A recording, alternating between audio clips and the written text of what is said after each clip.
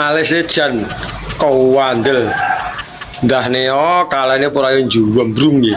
Wokeh sukete. Taro celutak iki. Lah nek ora celutak ya duduk wong lanang. Yo mbah. Wong kowe wis tuwek yo pikir dhewe. Mbah piye to? Lah wong sing duwe lho kowe. Saiki bayangno Lah kok megahi men kon bayangne. nek parkirane ketel apa neh terminale ngono lho.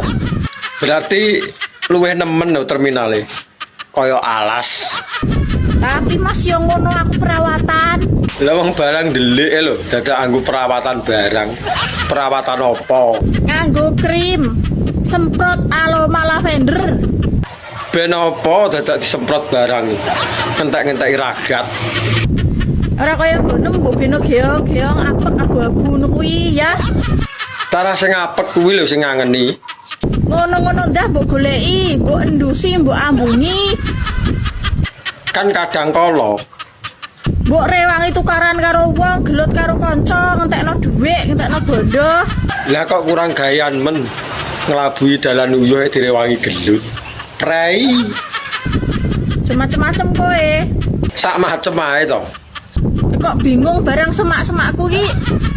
Pengen roh. Apa mbok iwangi ngelabang ta? Hah? Ngono ya ora apa-apa. Mumpung aku nganggur. Rene nak apa mbok iwangi ngelabang? Rene, Saiki to. bocah kok celutak dadakan. Kan wis diomongi to mau. Nek ora celutak kuwi lho duduk wong lanang. Anja.